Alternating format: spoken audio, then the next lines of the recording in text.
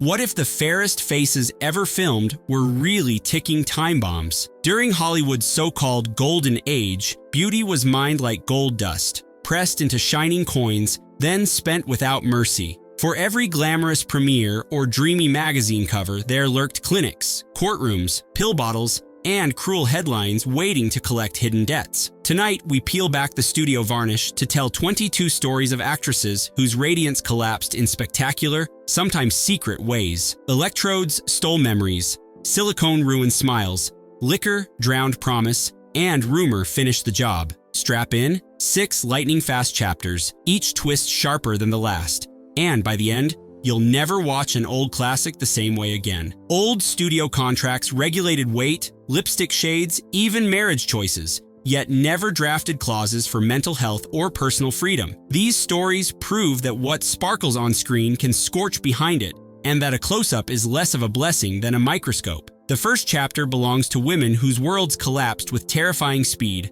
A disease, a diagnosis, a misfired rifle, one violent moment rewrote futures once scripted in gold leaf. Their stories remind us that Hollywood insurance policies never covered broken spirits, and that the distance from red carpet to hospital gurney can be measured in a single phone call. Gene Tierney drifted through Laura like a half-remembered dream, porcelain skin untouched by mortal worry. That illusion cracked in 1943 when a wartime fan carrying rubella stole a hug from the pregnant star, leaving Tierney's newborn daughter disabled and her own mind gnawed by guilt. Depression deepened until doctors prescribed high-voltage electroshock, a blunt instrument that erased memories, weakened facial muscles, and chilled her once magnetic gaze. She attempted a comeback beside Laurence Olivier, but critics whispered that her smile no longer reached her eyes. By the mid-60s, she was working retail in Texas under married name Jean T. Merrill, telling curious shoppers she used to do a little acting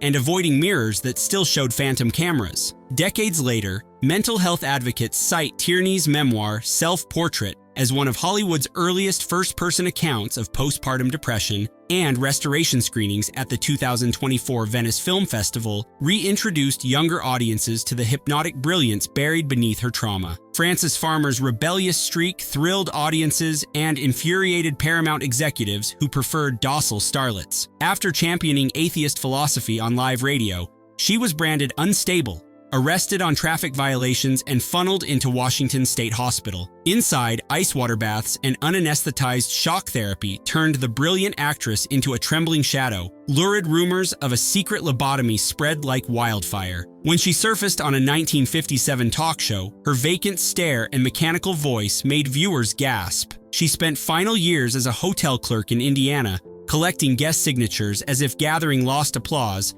and died almost penniless, believing Hollywood had filed her story under fiction. Modern researchers reviewing hospital files confirm systemic abuse, and every few years a play or documentary resurrects her voice, arguing that Farmer's fiery intellect would thrive in today's era of indie film and uncensored social media. Susan Peters stood on the brink of superstardom with an Academy Award nomination at 22. Then, destiny fired a single wayward projectile during a casual hunting trip. Paralyzed from the waist down, she gamely accepted wheelchair roles, but chronic pain carved deep hollows in her cheeks that no makeup could disguise. Studio publicity packaged her as inspirational, yet offers dried up once the novelty waned. Stranded in La Jolla, she taught acting from her living room while rationing a potent painkiller and hope in equal measure. At 31, she succumbed to pneumonia brought on by malnutrition, proving even Oscar buzz can't drown out the echo of a single rifle crack. In 2023, disability rights scholars screened The Sign of the Ram alongside panel discussions, praising Peters for confronting ableist casting long before Hollywood coined the term.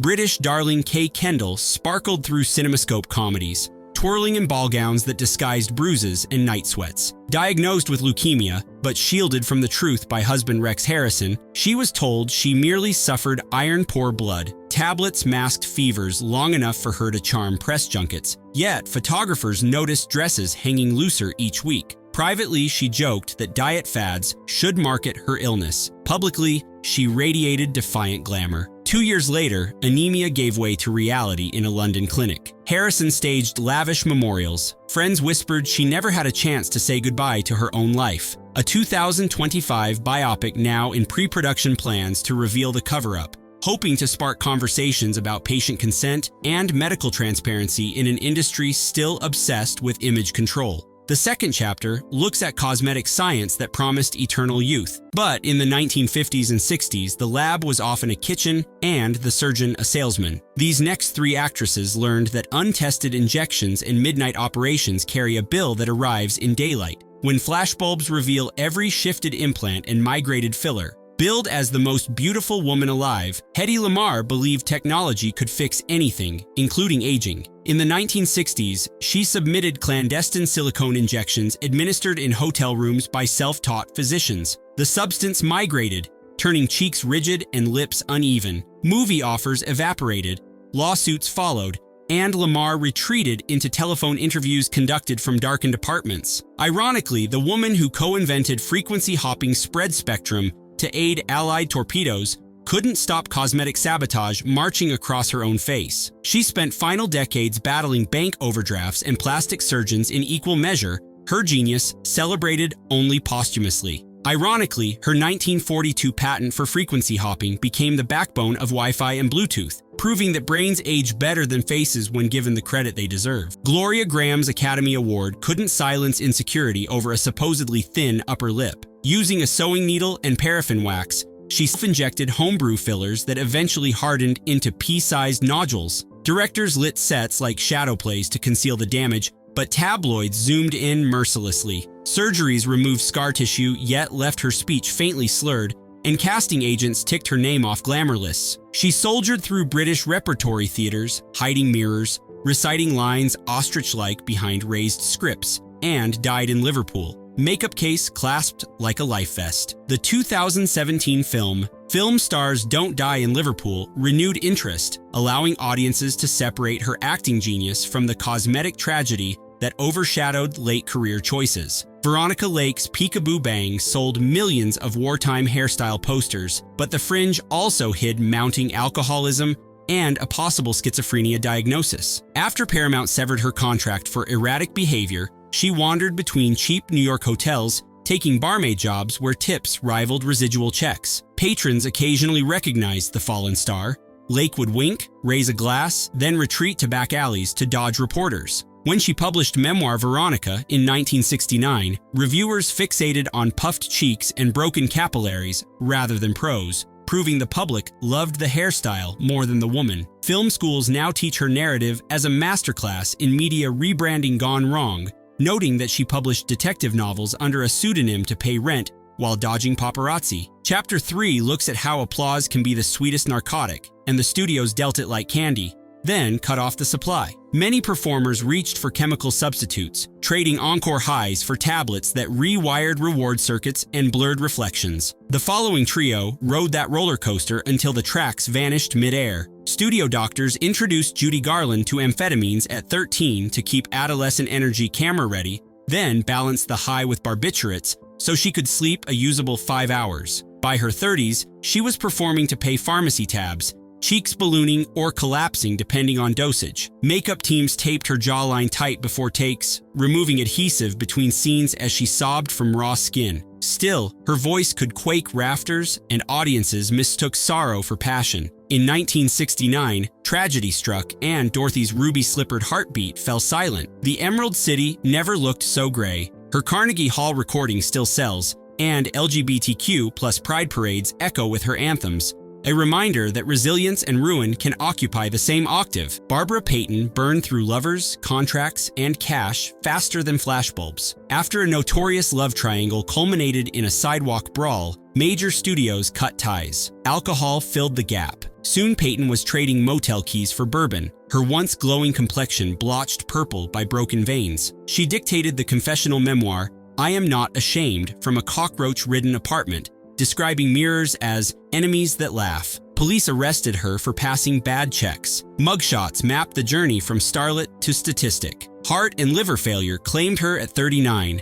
leaving behind only pulp paperbacks and cautionary whispers. True crime podcasts dissect her downfall, but recent feminist critiques argue the real crime was an industry Clara Bow, crowned Hollywood's it girl, who found talkies less forgiving of her Brooklyn accent and raw nerves. Misdiagnosed mental illnesses, exploitation by doctors, and relentless gossip left her spiraling. She barricaded herself on a Nevada ranch, convinced invisible enemies stalked her. Visitors observed curtains drawn at noon and doors bolted by 6 separate locks. Occasional public photos revealed weight gain, disheveled curls, and haunted eyes that once dazzled silent screens. Upon her death in 1965, fan magazines ran nostalgic spreads, delicately ignoring decades of isolation that had broken the original sex symbol. Psychiatrists reviewing her diaries now suspect severe ADHD and PTSD, conditions untreated in an era that branded vibrant women as hysterics. Silent-era diva Mae Murray married a self-styled European prince who misspent her fortune and sabotaged her contracts. Blacklisted after defying studio brass, she descended from private railcars to city buses,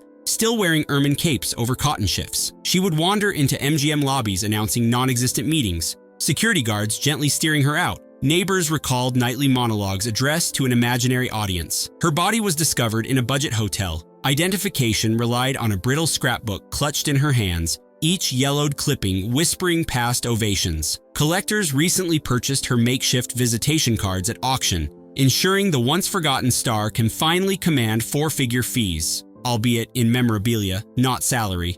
That punished a woman for the very sexuality it first commodified. Betty Hutton's turbocharged performances hid panic attacks and an ever-expanding prescription list. When audiences drifted, debt collectors closed in, and the singer found sanctuary scrubbing floors for a Rhode Island convent. Reporter cameras exposed hollow cheeks and trembling hands once steady enough to juggle comedic timing. But Hutton insisted manual labor was penance she gladly paid. She later returned for a brief Broadway revival, voice thinner, eyes wiser, before retiring to teach drama at a small university, telling students that applause is lightning, thrilling, blinding, and gone before you can count to 3. Late-in-life interviews reveal she donated all residual checks to addiction recovery centers, turning private grief into a life-saving ledger for strangers. The 4th chapter looks at faces that weren't ruined by external forces, but by the psychic pressure of unblinking spotlight. Suspicion, insomnia, paranoia growing like mold under Klieg lights. The next quartet demonstrates how fame can fracture identity more effectively than scandal. Clara Bow, crowned Hollywood's it girl,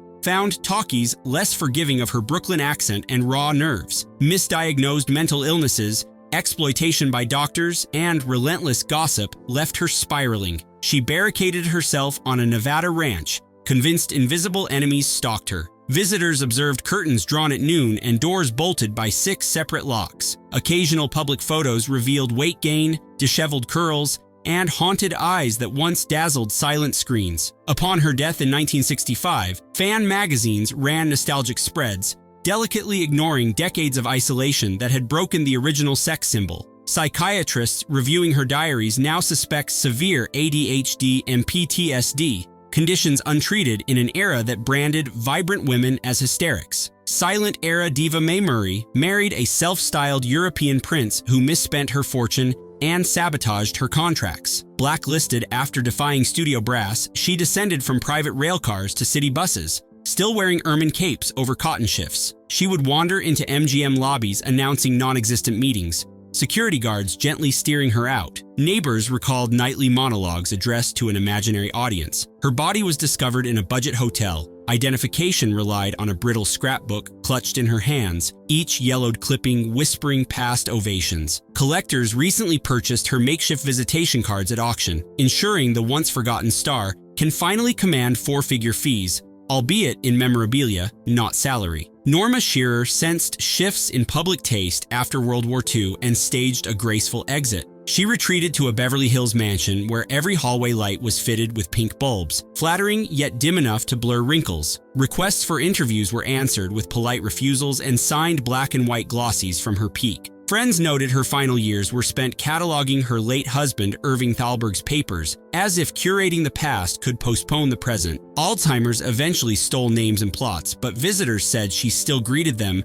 with the controlled smile of a queen granting audience. A 2024 photo exhibition unveiled never-before-seen Kodachrome snapshots, revealing crow's feet she once hid. Tallulah Bankhead inhaled attention like oxygen and exhaled scathing one-liners. Decades of chain smoking roughened her velvet voice to sandpaper, while whiskey breakfasts etched ravines along her cheekbones. On 1967's Batman series, she played campy villainess the Black Widow, delivering lines through wheezes that doubled as punchlines. After the cameras cut, she napped in oxygen tents, joking they were beauty parlors for the damned. Pneumonia closed the curtain a year later, but not before she quipped, "Code me as a living remnant of better parties." Podcast hosts quote her raspy quips weekly, proving wit can outlive lungs saturated by nicotine. In the 5th chapter, we look at how occasionally the only winning move is not to play. These 4 women chose retreat, swapping scripts for scriptures, roses, or mountain air, and in doing so, demonstrated that vanishing can be an act of authorship. Hollywood gossip columnists called their departures career self-sabotage,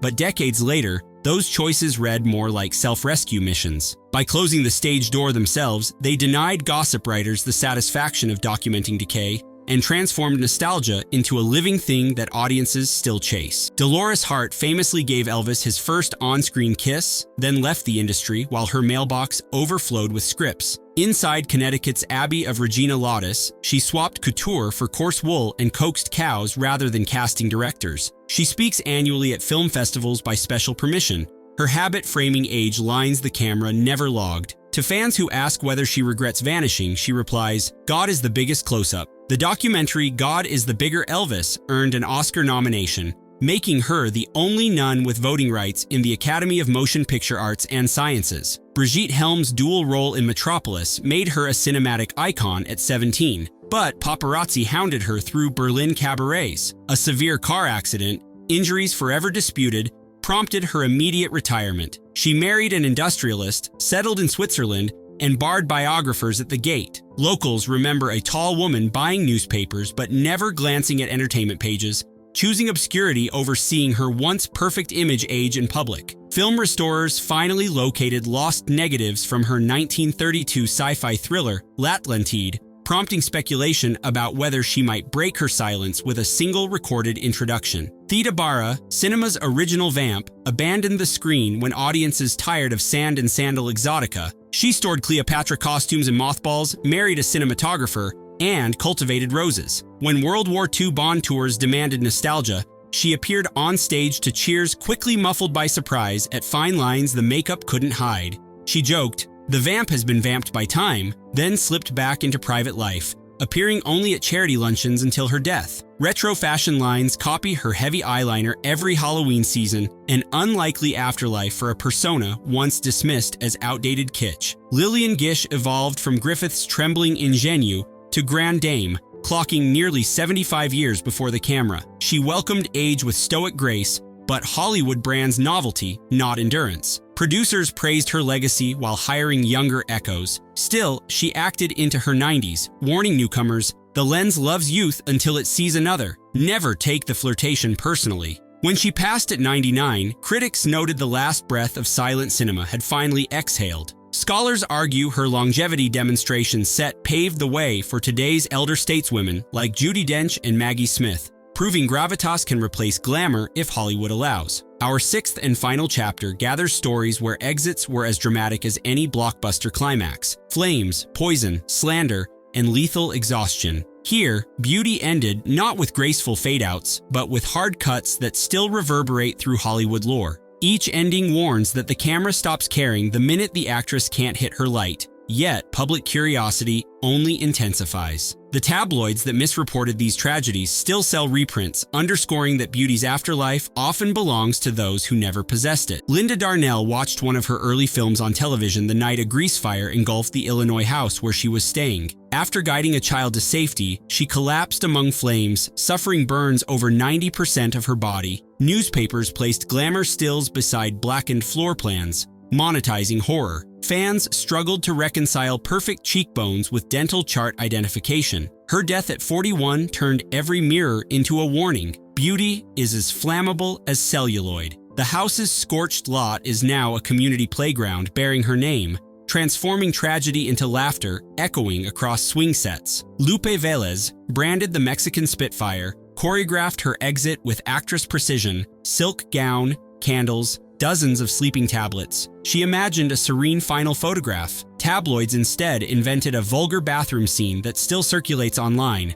The lie overshadowed a pioneering Latina career, teaching Hollywood that rumor prints faster than truth. Her face remained immaculate in coroner photos kept from the press, proof that dignity can be stolen even after death. Latina filmmakers cite Velez as a pioneer who broke casting ceilings, and a 2025 statuary campaign seeks to erect her bronze likeness in downtown Los Angeles. Marie Prevost's bubbly screen persona hid chronic depression worsened by her mother's fatal car crash. Dropped by Warner Brothers, she attempted crash diets of black coffee and pickles, then drowned insomnia with gin. Found dead in a tiny apartment, she weighed just 90 pounds. Cruel gossip claimed her dachshund fed on her body. Forensic reports refuted it, but the headline stuck, branding her forever as a punchline rather than a cautionary lesson in Hollywood neglect. Recent biographies debunk the canine myth in painstaking detail, campaigning for a historical marker outside the modest apartment where she spent her final years. Gene Eagles blazed across Broadway with performances critics described as celestial,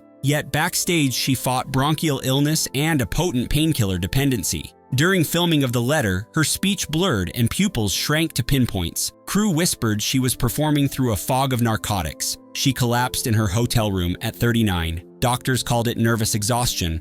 Later, analyses suggest a lethal cocktail of a strong sedative and alcohol. Her coffin remained closed, sealing a face already melted by chemical warfare she waged against constant pain. Each revival of The Letter carries a dedication line in playbills, a subtle apology from the theater world that once applauded her while watching her waste away. Hollywood sold the world a promise that faces caught in silver nitrate could live forever. The 22 stories you've just heard prove forever has fine print. Electroshock, scalpels, scandal, starvation, and pure bad luck erased beauty faster than time ever could. Yet each woman left fingerprints, innovative acting styles, technological patents, trailblazing representation, or simply unforgettable still frames lighting up darkened theaters. When the next streaming algorithm serves you a black and white classic, pause a moment and remember the hidden cost behind every flawless close-up. If these tales moved you, share the video to keep their real legacy glowing longer than any spotlight. Share your thoughts below. Which downfall shocked you most, and which comeback, spiritual or cinematic, deserves its own documentary? Hit subscribe for deeper dives into the hidden costs of fame. The projector is still rolling, and more untold reels wait in the dark. Hollywood still prints glossy calendars of these actresses in their prime, proof that the machine prefers freeze frames to flesh. Remember their names, discuss their real stories, and keep demanding humane working conditions for anyone whose job depends on a lens.